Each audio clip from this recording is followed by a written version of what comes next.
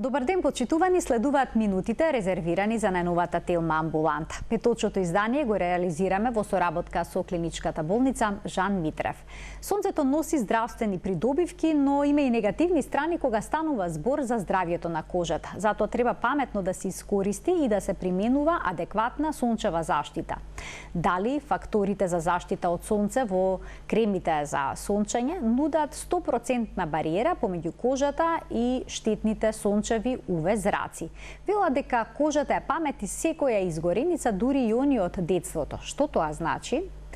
На сите овие, но и многу други прашања поврзани со здравјето на кожата и влијанието на сонцето, одговор ќе побараме од гостинката која што со мене во студиото на Телма, Анџелка Илиева, специјалист по дерматологија во Жан Митрев клиник. Добре ни дојдовте. Добар ден и добро ве најдов.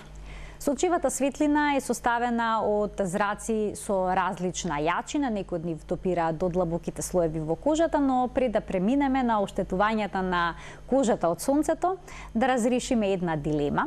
Дали умереното, разумно изложување на кожата, пред се на лицето, има некаков бенефит? Препорачувате ли? Па, најпрво да кажеме дека сонцето е навистина витален дел од животот и сонцето и светлината заедно го подобруваат расположението. Значи влијаат на биолошкиот ритам, на доброто расположение и на добар хормонален баланс. Така да секако има доста и позитивен дел и доста голем бенефит од изложувањето на сончева светлина. Поготово, она што најважно и ние дерматолозите го знаеме е точно синтезата на тој D-витамин кој што учествува во основната заштитна функција на организмот и создавањето на имунитетот, здрави коски, заби и здрава кожа. Така да се разбира дека дозирано и внимателно изложување на сончева светлина влијае позитивно. Еве ќе го погледнеме првиот делоб за денес како се однесува на синтезата на витамин D и гласи: само 15 минутен престој на сонце е доволен за кожата да почне да го лачи витаминот D, значи не треба предолго да се престојува на сонце, може и со неколку минутен престој во кој дел од денот. Да, точно така. Според Светската здравствена организација, препораките се кога се однесува поготово за мали бебиња и мали деца во раните утрински часови, бидејќи овде не е толку високо ултравиолет, не е толку јако ултравиолетовото зрачење, меѓутоа и точно во пладневните часови кога е високо е доволно да се експонира на сонце, поготово дланките и ликот, така да кратко изложување или во раните или во пладневните часови. Но ако подолго престојуваме на сонце, доколку не внимаваме, може ли да почне кожата пред време да старее? Апсолутно да. За жал, тоа е една од, мислам, не основна, меѓутоа една од основните причини заради која што ние дерматолозите стално апелираме дека кожата навистина не треба да се изложува на сончево зрачење. Се разбира дека ултравиолетовиот спектар од сончевите зраци, УВА и УВБ зраците, се оние кои што достигнуваат до нас. Се разбира дека најштетните ултравиолетови зраци, тоа се УВЦ зраците, благодарение на озонот не стигнуваат до нас. Сега низ годините сите сме, слушаме за разни озонски повреди, благодарение на кои што станува се поштетно тоа зрачење. Меѓутоа, и овие другиве, УВБ и УВА, кои што стигнуваат до нас, навистина секој од овие два имаат штетно влијание. Например, ако ултравиолетовите беззраци вршат едно директно оштетување на кожата, промена на незината ДНК структура и прават видливи оштетувања, изгореници, може да придонесат поради тоа оштетување на ДНК-то до развој на кожен карцином. УВА зраците се оние кои што велиме дека прават индиректно оштетување на клетичната ДНК и на подлабоките структури на кожата и всушност со ова е поврзано точно старењето, фотостарењето или стручно како ние го нарекуваме дерматохелиоза. особено затоа што УВА зраците се оние кои што се присутни на вистина со ист интензитет во текот на целата година. Значи независно дали е лето или зимно време, дали има сонце или облачно. Да, апсолутно да, и низ облаци поминуваат и продираат и на вистина го прават тоа невидливо за прво време оштетување, меѓутоа старење на кожата. Така, брчките се продлабочуваат? Апсолутно да, значи тоа оштетување, како што велиме, на подлабоките кожни структури, точно се однесува на ова нешто. Односно, кожата ја губи својата еластичност, ја губи својата способност да ја задржува влажноста, од тука го губи волуменот, ја губи својата хидратација, а тоа е основно, се оштетува, се компрометира синтезата на колаген, се оштетува колагенот и еластинот, со оштетување на колагенот и еластинот секако дека се губи еластичноста и на тоа место се создаваат набори, кожни набори, па и подлабоки и брчки, но не само збрчкувањето, овде во склоп на тоа фотостарење спаѓаат и останатите промени на кожата кои што ги гледаме, а тоа се појава на пигментни промени, појава на флеки, хиперпигментации, па дури до испукани капилари, затоа што, како што кажавме, сонцето за жал продира и во подлабоките кожни слоеви, па така ги засега и васкуларниот дел, односно крвните садови кои што се овде наоѓаат.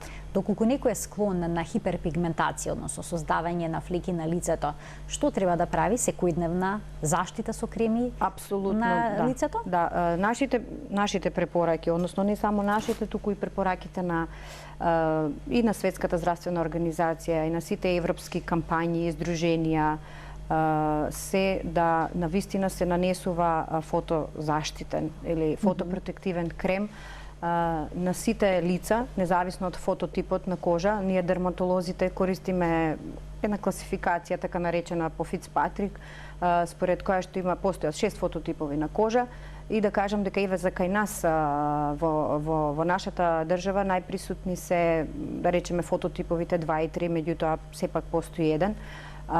Што значи 2 и 3? Светла кожа? Да, апсолутно. Пациенти со светла кожа, светли очи и светла коса, понатаму фототипот 3 кај што веќе е потемна косата. Ова значи дека сите овие треба да се штитат со фотопротективни креми, независно дали се склони или не се склони на пигментации, бидејќи кремот е тој кој што прави бариера и ги спречува штетните влијанија од сончевите зраци. Дали оние што имаат потемна кожа се позаштитени условно речено од штетните тоа не сончеви значи дека зраци? тие се заштитени, меѓутоа сепак се повеќе заштитени заради поголемата количина на меланин или Што е тоа меланин? Меланинот е пигмент кој што всушност го дава обојувањето на кожата. Така што во повисоките фототипови, како што кажавме, во поголема концентрација, тој воедно и штити нели од штетното влијание на сончевите зраци, така што сите фототипови, независно од количината на меланин, треба да користат сепак заштита. Кога подолго време престојуваме на сонце, на кожата може да ни се јави црвенило и јадеж. Дали е тоа изгореница или пак алергија од сонце, како да знаеме? Да, во секој случај овие две нешта се различни. Алергиите, сончевите алергии се изразуваат преку формирање на црвени дамки, секако и јадеж. Меѓутоа, кога станува збор за изгореница од сонце, тука веќе се работи за едно црвенило или еритем кој што е константен по цела површина на кожата, а и пациентот чувствува болка. Основно, болката е сепак еден сигнал, еден рефлекс кој што би требало да служи за да не тргне од изложувањето на сончевите зраци. Така, споминавте дека на допир се јавува болка кога сме изгорени. Што се случило со кожата за да дојде до една ваква промена? Да, апсолутно се случило оштетување. Значи, пред се на површинскиот слој на кожата, затоа и кога се зборува нели за изгореници постојат различни стадиуми. Независно за кој степен на изгореница станува збор, овде се случува навистина оштетување на површинскиот слој. Во некои од стадиумите се случува и одлепување на самиот епидермис на површинскиот слој на кожата, појава нели на були, на меури. Така што пликови. Пликови, тоа е директно оштетување. А што можеме да направиме во такви моменти за да си помогнеме? Доколку веќе сме се разбира, зависи од степенот изгореница од сонцето. Ние препорачуваме да се јавиме на специјалист, на лекар, на дерматолог, матичен лекар, кој што ќе не посоветува понатаму соодветно да не се користат препарати на своја рака, кои што сте познати нели до сега во така нареченото народно лекување. Некои стават кисело млеко. Да, се користат креми за епителизација, креми кои што ќе допринесат покрај тоа што ќе дише кожата да се обнови тој површински слој. Понекогаш е потребно да се употребат и антибиотици за да не дојде до воспалување, односно до инфекција, секундарна инфекција на местото каде што е настаната кожната повреда, бидејќи сепак ова е повреда на површинскиот слој на кожата кој што има заштитна бариерна функција и во моментот во кој што е изгорена значи дека и таа заштитна бариерна функција е нарушена, така да овој сегмент кој што е засегнат од изгореницата може да биде подложен понатаму на секундарни бактериски инфекции. Вела дека ова се видливи оштетувања на кожата, но има и невидливи. На што се однесува тоа? Во однос на невидливите оштетувања е она оштетување на ДНК. Значи, што го споменавте на почетокот на емисијата. При секоја изгореница се случува вакво оштетување или дури може да не изгориме, само да сме подолго време изложени да дојде до меѓутоа сепак при изгорениците нели видливо и многу повеќе се случува тоа оштетување, промена на клеточната структура и во еден момент непосакуван енормен раст и делба на клетките и за жал понатаму кожен карцином и се разбира и оштетувањето кое што е на индиректното оштетување на клеточната ДНК, како што веќе споменавме, старењето.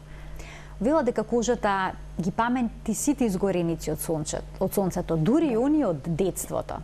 Така. Што значи тоа? Да, па ние дерматолозите всушност фотостарењето или тоа како што кажав, дерматохелиозата ја определуваме како едно кумулативно фотооштетување. Значи, целото фотооштетување кое што настанува на кожата во текот на животот ни сите години, тој кумулативен ефект дава всушност на крај во едни други години, секогаш кога ќе дојде пациентот и има некаков проблем, независно дали има некаков тип на сомнителни пигментни промени или кожен карцином, секогаш ние лекарите во анамнезата, односно во испрашувањето кое што го спроведуваме нели кон пациентот, основно прашуваме дали во детството горел или во детството бил така прекувремено изложуван на сонце, бидејќи за нас овој податок е многу важен, затоа што се смета дека дури ако 2 пати пациентот во детството горел, ризикот за карцином се зголемува многу повеќе, веќе да не зборуваме за вештачките извори на директна ултравиолетово зрачење кое што дел од популацијата се изложува. Така денеска е исклучително во тренд да се има потемната кожа, убав тен и многу пред се млади луѓе се одлучуваат да користат солариум. Дерматолозите велат никако. Никако, да. Па знаете како не само дерматолозите, јас мислам дека и лекарите сите во некои земји се забранети светот, апсолутно да. Користењето на солариум е законски забрането, поготово на пациенти под 18 години, токму заради ова за кое што кажавме, затоа што секое фотооштетување на кожата дури во рано детство понатаму го дуплира, триплира ризикот за карцином. Така што ако ние гледаме дека треба да се штитиме од ултравиолетовите сончеви зраци, замислете да треба нарочно да се изложуваме на директна УВБ, сепак нели, солариумите користат ултравиолетови безраци, на директно изложување на токму ултравиолетовите безраци кои што се одговорни не само за изгореници, меѓутоа и за кожен карцином.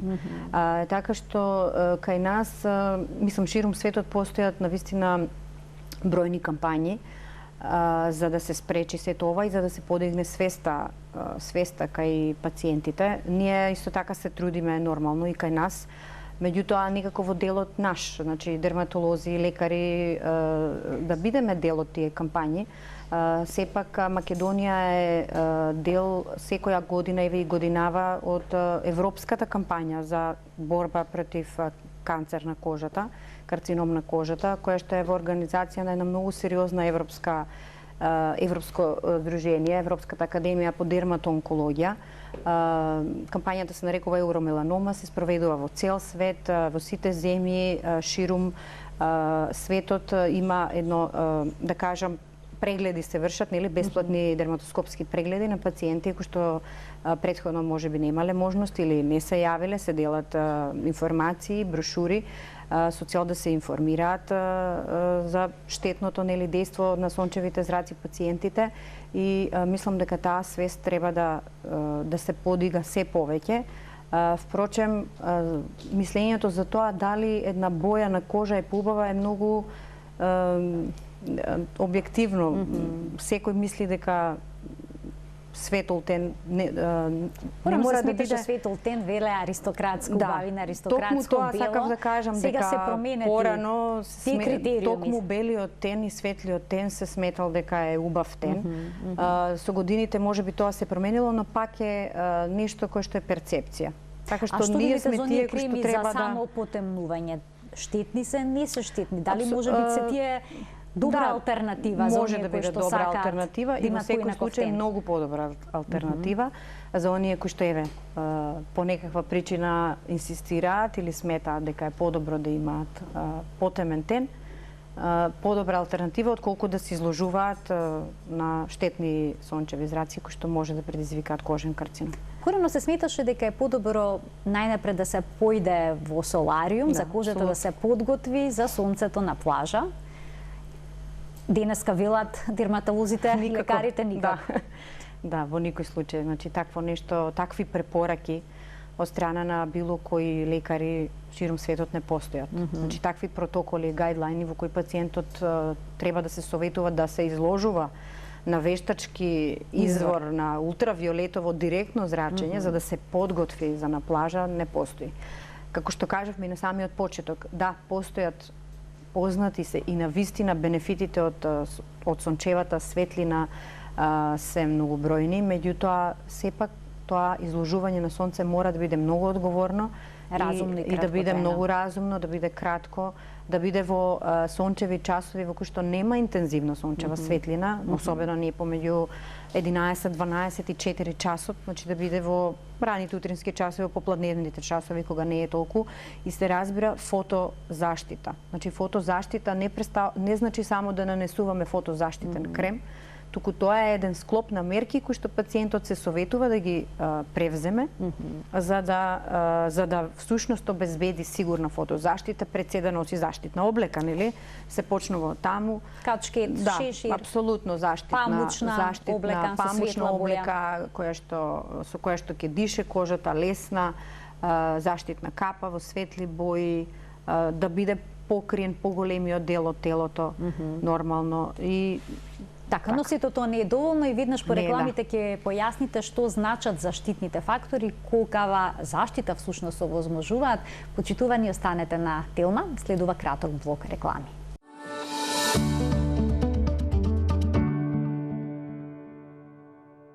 Со доктор Анџелка Илиева, специјалист по дерматологија во Жан Митрев клиник, денеска зборуваме за сончевата заштита, адекватната сончева заштита на кожата од штетното УВ зрачење. Доктор, ке советувате да се нанесува редовно заштитна крема со соодветен УВ фактор и сега стигаме до тоа што значи SPF, односно факторите на заштита. Можеме тука да го погледнеме следниот телоп, кој што ги покажува процентите со кои што не заштитуваат SPF 15, тој блокира 93% од УВБ зраците, SPF 30, 97% од УВБ зраците, а SPF 50, 98% од УВБ зраците. Докторке, кога некој купува средство за сончење со ваков фактор, не очекува волку мала разлика во процентите на заштита. Ова значи дека SPF 30 нема да не заштити двојно повеќе од SPF 15. Да, всушност самиот SPF фактор, нели, фактор против заштита, сам протектив фактор на англиски за заштита од сонце, всушност тоа е декларација која што стои на сите креми кои што тврдат нели дека имаат заштита од сонце, и тоа е така.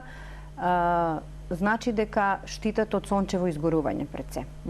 Меѓутоа, тоа е еден фактор кој што се добива со инвиво тестирање, тоа е метода која што ја користат нели производителите на креми со заштитен фактор. Се нарекува минимална еритемна доза, тоа значи дозата која што е потребна една кожа да поцрвене без да биде заштитена од крема. И ова е важно за колку минути всушност таа кожа поцрвенува, станува еритемна без заштита, така да бројката која што следи по назнаката SPF е всушност врзано за ова. Значи тој количник кој што се добива од разликата помеѓу времето потребно една кожа без заштита да стане црвена и со соодветна заштита е всушност еден број помножен со бројот кој што е после SPF и добиваме одговор колку сме заштитени. Пак велиме, ова што го кажавте, апсолутно дека нели според сите тестирања за кремите дека кремата со 30 фактора возможува толку посто со 50 фактор. Многу години има разлики меѓу овие, да кажеме, бројки, затоа што се правеле бројни научни истражувања кои што укажале на тоа дека кога пациентот ќе купи крема со што повисок заштитен фактор, добива едно лажно чувство дека е многу заштитен. И апсолутно не е правилно и не толку одговорно се однесува понатаму во летниот период. Смета дека, не знам, на кремата пишува заштитен фактор 100, значи има максимална заштита, а не постои такво нешто. Значи крема со заштитен фактор 100 не заштитува 100%. Нема такво нешто. Мислам, ни еден производител не декларира дека и дури во кремите кои